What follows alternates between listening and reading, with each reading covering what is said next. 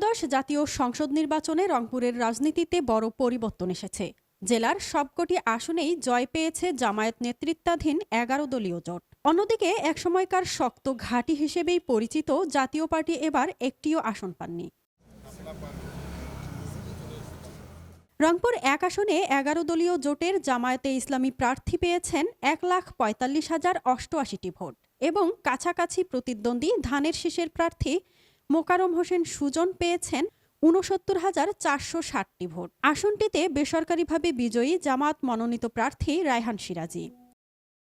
রংপুর ২ আসনে ১১ দলীয় জোটের জামায়াত প্রার্থী এটিএম আজহারুল ইসলাম পেয়েছেন ১,৩৯,৬৮০টি ভোট এবং তার বিরোধী দলীয় প্রার্থী মোহাম্মদ আলী সরকার ধানের শীষ নিয়ে লড়াই করে পেয়েছেন ৭৯,৯১০টি ভোট। এখানেও দাঁড়িপাল্লা প্রতীকের প্রার্থীকে বেসরকারিভাবে বিজয়ী ঘোষণা করা হয়েছে।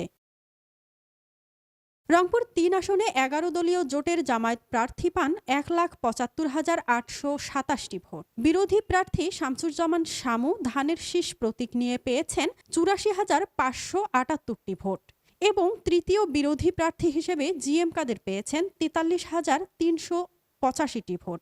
এই আসনেও জামায়াত মনোনীত প্রার্থীকে বেসরকারিভাবে বিজয়ী ঘোষণা করা হয়। রংপুর ৪ আসনে ১,৪৭,৯৪৭টি ভোট পেয়ে বেসরকারিভাবে বিজয়ী ঘোষণা করা হয় জাতীয় নাগরিক পার্টির প্রার্থী আখতার হোসেনকে এবং তার নিকটতম বিরোধী প্রার্থী এমদাদুল হক ভরসা ধানের শীষ প্রতীকে ভোট পান ১,৩৯,৬১৬টি। রংপুর ৫ আসনে জামায়াতের প্রার্থী গোলাম রাব্বানী পান প্রায় ১,৭৫,২০৮টি ভোট এবং বিরোধী দলীয় ধানের শীষের প্রার্থী ভোট পান ১,১৪,১৪১টি। গুরুত্বপূর্ণ এই আসনটিতেও বেসরকারিভাবে বিজয়ী ঘোষণা করা হয় জামায়াতে ইসলামীর প্রার্থীকে। রংপুর ৬ আসনে দাঁড়িপাল্লা প্রতীকের নুরুল আমিনের জয় নিশ্চিত হয় ১,১৮,৮৯০টি ভোট পেয়ে, যার বিরোধী দলের সাইফুল ইসলাম ধানের শীষে ভোট পান ১,১৬,৯১৯টি।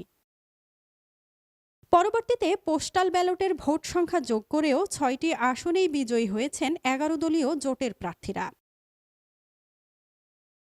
একসময় রংপুর ছিল জাতীয় পার্টির শক্ত ঘাঁটি, তবে এবারের নির্বাচনে দলটির ভরাডুবি রাজনৈতিক অঙ্গনে নতুন সমীকরণের ইঙ্গিত দিচ্ছে। রংপুরে এই ফলাফল জাতীয় রাজনীতিতেও প্রভাব ফেলতে পারে বলে মনে করছেন পর্যবেক্ষকরা। মাজহাবিন মৌ, RNB নিউজ।